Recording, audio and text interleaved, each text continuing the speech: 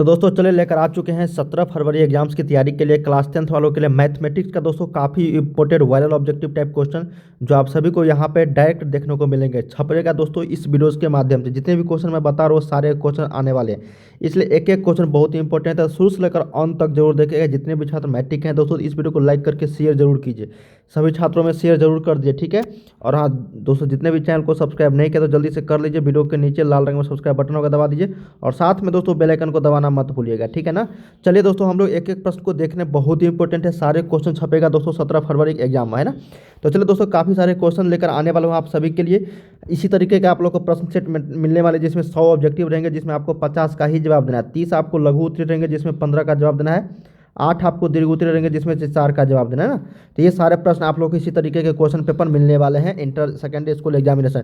चलिए दोस्तों एक एक क्वेश्चन इंपॉर्टेंट है, हम लोग सभी क्वेश्चन को हल करते हुए समझते हैं। दोस्तों एक एक प्रश्न को हम लोग पूरे डिटेल में समझते चलेंगे ताकि इस तरीके से जितने भी प्रश्न आएंगे सारे के सारे आप लोगों से बन जाना चाहिए, ठीक है। और लास्ट में आप लोगों से क्वेश्चन भी पूछूंगा जिसका आप लोगों को आंसर कमेंट बॉक्स में देना है। पहला क्वेश्चन है दोस्तों कि निम्नलिखित में से कौन अपरिमेय संख्या है। देखिए पहला क्वेश्चन आप लोगों को परिमेय और अपरिमेय वाले ही पूछेगा, ठीक है ना। तो जितने सारे मैंने क्वेश्चन आप लोगों को बता रखे वो सारे के सारे समझो कि आ ही जाएंगे, ठीक है।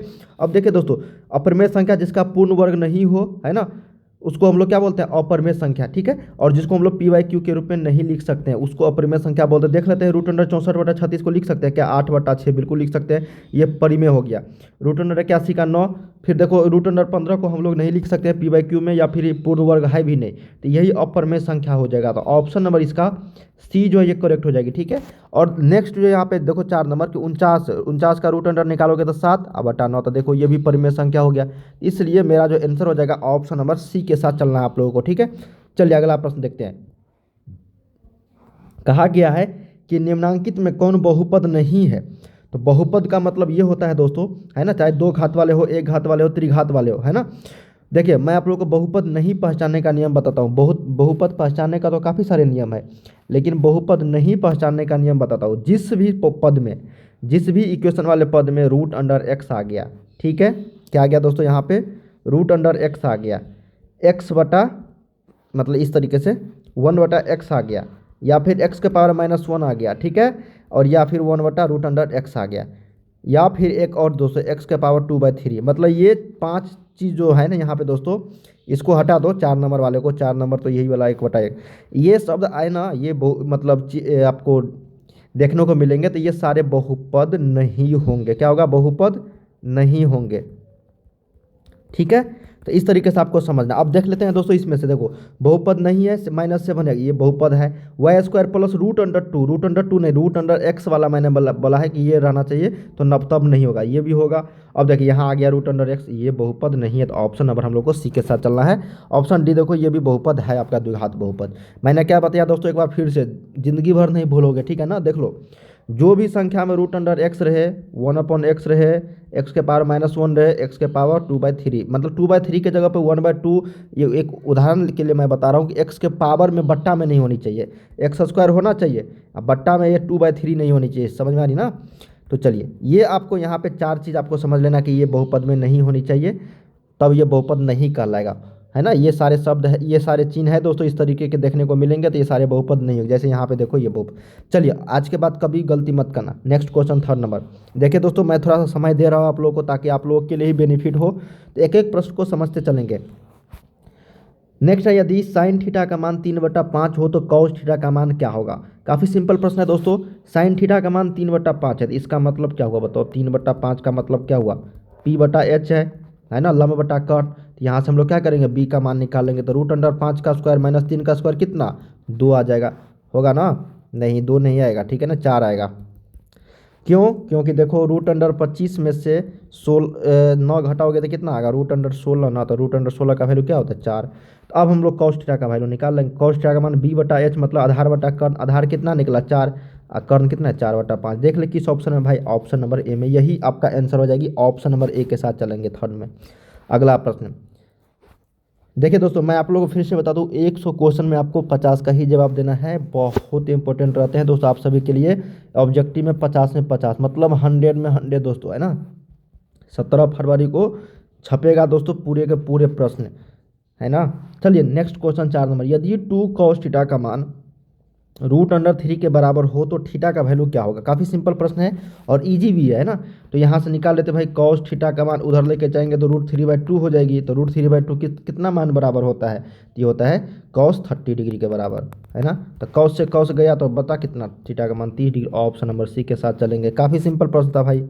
अगला प्रश्न, निम्नलिखित में से कौन सी घटना की प्रायिकता नहीं हो सकती। देखिए दोस्तों, निगेटिव में कभी भी प्रायिकता नहीं होती है, 0 से 1 के बीच में होती है, ठीक है। क्या होती है, 0 से 1 के बीच में, तो याद रखिएगा। देखिए 2/3 0 से 1 के बीच में ही तो ये होगा। 15%, 1 से लेकर 15% तक हो सकता है, 110% कभी नहीं होगा, है ना प्रायिकता। 1 से 100% के बीच में ही होगी, ठीक है। चलिए ये भी हो जाएगा 0.7, मतलब 0 से 7 पर, देखो 0 से 100 के बीच में, है ना। तो 0.7% हो सकता है। चलिए दोस्तों, मतलब 0 नहीं होनी चाहिए, 0 से 1 के बीच में होनी चाहिए, ठीक है। चलिए, ऑप्शन माइनस में तो कभी होगा ही नहीं। अगला प्रश्न, कहा गया है दोस्तों कि यदि किसी वृत्त की त्रिज्या दोगुनी कर दी जाती है तो पुराने एवं नए वृत्तों के क्षेत्रफलों का अनुपात क्या होगा। काफ़ी सिंपल और इम्पोर्टेंट प्रश्न है। कहा गया है कि किसी वृत्त की त्रिज्या मान लो दोगुनी कर दे, ठीक है। पहले पुराने पुराने वाला निकाल लेते हैं। पुराना पुराना में हमको मतलब उस सेम होनी चाहिए 2πr, क्या बोला, क्षेत्रफल ना, तो πr²। पुराना πr², नया नया क्या क्या बोला दोस्तों, यहाँ पे त्रिज्या को दोगुनी कर दो, तो पाई गुने 2r का स्क्वायर, ठीक है। तो ये कितना हो जाएगा आपका, 2 दूनी 4, तो 4πr², ठीक है। अनुपात निकाल दो भाई। तो अनुपात बराबर पुराना बटा नया, तो पुराना πr² और नया कितना 4πr²। तो 4πr² दोनों में कॉमन, तो कट गया, तो बच्चा कितना 1/4। ऑप्शन नंबर बी के साथ जाना है। किसके साथ, ऑप्शन नंबर बी के साथ। काफ़ी हलवा प्रश्न था दोस्तों ये। आप लोग को ये क्वेश्चन को समझनी चाहिए। कभी कभी आप लोग को यहाँ पे वृत्त का परिधि निकालने के लिए बोला जाए, जैसे यहाँ पे क्षेत्रफल है ना, तो परिधि निकालने के लिए तो बस 2πr वाले फॉर्मूला पे लगा देना है। चलिए अगला प्रश्न, अगला प्रश्न है दोस्तों कि निम्नलिखित बिंदु ए, मतलब जो -5,7 है और -1,3 के बीच की दूरी निकालनी है दोस्तों। दूरी हम लोग जानते हैं ना, दूरी मान लीजिए ये ए है, ये बी है, ठीक है। -5,7 है और ये -1,3 है। इसके बीच की दूरी निकालनी है हमको। तो बीच की दूरी कैसे निकालेंगे, दूरी सूत्र से निकाल लेते हैं। तो √x2 - x1, तो -1 में से -5 गया, कितना 6 का स्क्वायर हो जाएगी। उसके बाद माइनस है ना, तो 4 हो जाएगा दोस्तों यहाँ पे, है ना। क्या होगा यहाँ पे -1, फिर माइनस माइनस प्लस हो जाएगा, ठीक है। तो 6 का स्क्वायर, अब +3 में से 7 गया, कितना 4 का स्क्वायर। तो ये कितना हो गया 36, और प्लस यहाँ पे 16, तो ये हो जाएगा कितना आपका √52। अब 52 का निकाल लो दोस्तों आप लोग, ठीक है। कहीं मिस्टेक हो रही है क्या, 1 मिनट देखता हूँ।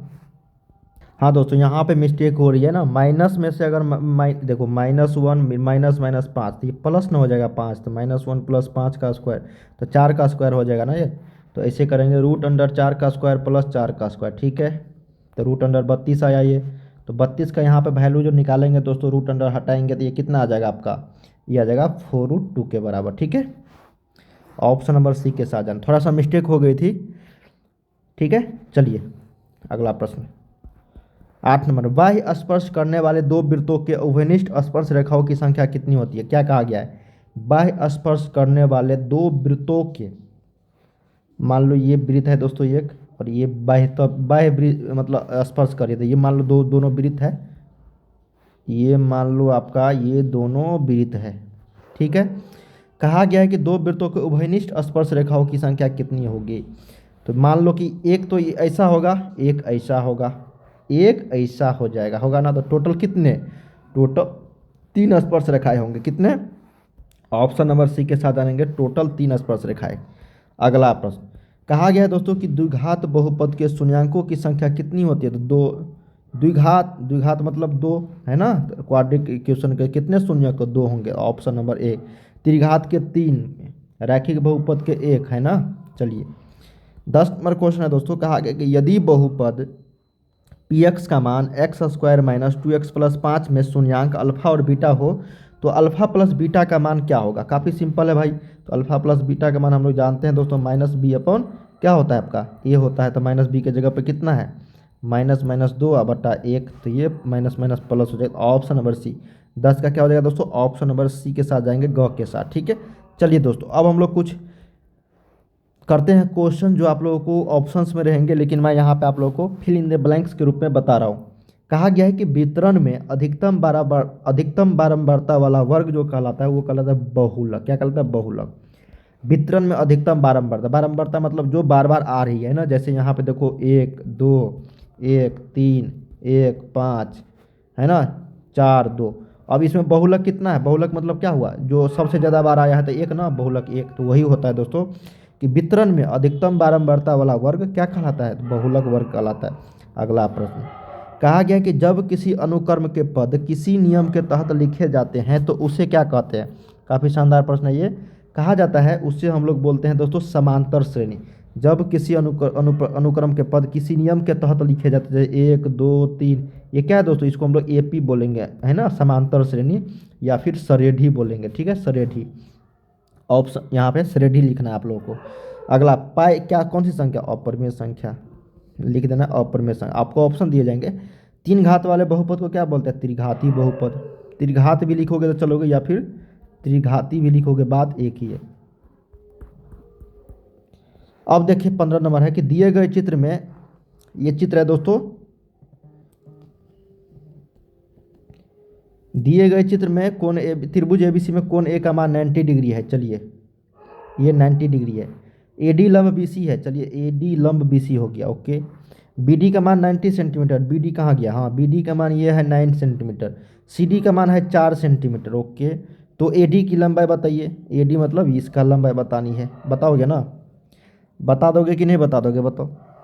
जब ये 90 डिग्री हो गया दोस्तों, ठीक है, और इसका मान 9 सेंटीमीटर है, तो बी एडी लंब बीसी, एडी लंब बीसी का मतलब समझ में आ रही है दोस्तों, है ना। एडी लंब बीसी, तो ये भी आपको 90 डिग्री का हो गया, है ना, ये भी क्या हो गया आपका 90 डिग्री हो गया। दोस्तों एक फार्मूला हम लोग जानते हैं, जब इस तरह का कॉन्सेप्ट दिया रहता है तो एडी का स्क्वायर बराबर बीडी गुने डीसी, पढ़े है ना, बीडी गुने डीसी। एडी का स्क्वायर, इसका जो स्क्वायर हो जाएगी दोस्तों इस दोनों के वर्ग गुने के बराबर, तो एडी का स्क्वायर निकालना है। बीडी का मान कितना है 9 और सीडी का मान 4, तो 9 चौका 36, और ये एडी का इधर जाएगा तो ये कितना हो जाएगा, रूट अंडर में 36, ये हो जाएगा आपका 6 सेंटीमीटर। क्या हो जाएगा 6, प्लस माइनस 6 होगा, तो माइनस में तो हम कोई लेते नहीं है दोस्तों, तो ये प्लस 6 सेंटीमीटर यहाँ पे आंसर। एडी की लंबाई कितना होगा 6 सेंटीमीटर। देखिए ये कहाँ से आया, ये आपको ये जो समकोण त्रिभुज है दोस्तों और एडी लंब बीसी है, इसी का हम लोग प्रमेय सिद्ध करते हैं, ठीक है ना, प्रमेय सिद्ध करते हैं। एडी लंब बीसी बराबर जब रहता है तो एडी का स्क्वायर जो रहेगा तो वो बीडी गुने डीसी हो जाता है, ठीक है। चलिए अगला प्रश्न, मूल बिंदु से P minus X comma Y की दूरी क्या होगा। देखिए जब भी मूल बिंदु से बोला जाए प्लस में रहे माइनस में रहे, आंख बंद करके X square plus Y square लगाते हैं रूट अंडर में डाल के, ठीक है। कार्तीय तल में स्थित किसी बिंदु -4,0 के भुज का मान, भुज का मतलब एक्स का मान, एक्स के जगह पे कितना है -4, वाई का मान 0 है। 7 सेक स्क्वायर -7 7 आंसर हो जाएगा। क्यों, क्योंकि यहाँ पे अगर हम लोग 7 कॉमन लेते हैं दोस्तों तो ये बचेगा कितना, sec square theta minus ten square theta. इसका मान कितना होता है 1 के बराबर, तो 7 गुने 1 बराबर कितना 7। कहा गया कि 3 थीटा बराबर 90 डिग्री, तो थीटा का मान यहाँ से 30 डिग्री, तो टेन थीटा का मान, तो टेन थीटा का मान 1/√3। क्यों, क्योंकि टेन 30 का मान कितना होता है 1/√3। ए के डैश मान के लिए डी समांतर एम होगा, तो ए के कितने मान के लिए, है ना, तो यहाँ पे चित्र नीचे में है दोस्तों, है ना, चित्र नीचे में आपका ए के किस मान के लिए, तो निकाल देंगे दोस्तों हम लोग, है ना। ये दोनों का जो मान होगा वो इक्वल हो जाएगा ना, ये दोनों का मान क्या होगा इक्वल हो जाएगा, तो 5a - 10 बराबर 3a + 30। इसको इस साइड लेकर आएंगे तो ये 2a हो जाएगा, इसको इस साइड 40, तो ए का मान कितना 20 डिग्री। क्या होगा 20 डिग्री। क्यों, क्योंकि ये संगत कोण से दोनों इक्वल होगा, तो वही पर हम लोगों ने यहाँ पे सिद्ध किया, 9th क्लास में आप लोग पढ़े होंगे। तो दोस्तों हम लोगों ने यहाँ पे टोटल 20 क्वेश्चंस कर लिए हैं, सभी के सभी छपेंगे दोस्तों, इसी तरह के सारे क्वेश्चन रहेंगे। मैं आप लोग को टोटल एग्जाम से पहले 250 क्वेश्चन देने वाला हूँ दोस्तों, तो अगर चाहिए तो आप लोग मुझे फटाफट कमेंट कीजिए, ठीक है ना। चलिए मैं आप लोग को एक क्वेश्चन देता हूँ दोस्तों, बनाना है आप लोगों को, ठीक है। चलिए दोस्तों क्वेश्चन बताना है आपको, कोसेक 60 डिग्री का मान कितना होता है। फटाफट आंसर करेंगे सारे बिना देखे हुए, ठीक है ना, चाहे गलती हो या सलती, ठीक है ना। कॉसेक 60 डिग्री का वैल्यू क्या होगा? कमेंट बॉक्स में आप लोगों के लिए खुला है, सारे विद्यार्थी जितने भी देख रहे हैं दोस्तों, इसका आंसर आप लोग कमेंट करके, मैं आप लोग को अगले वीडियो में बताऊंगा दोस्तों, और भी काफ़ी सारे क्वेश्चन। तो चलिए दोस्तों, आज के लिए बस इतना ही, मिलते हैं हम लोग नेक्स्ट वीडियो में, तब तक के लिए जय हिंद जय भारत।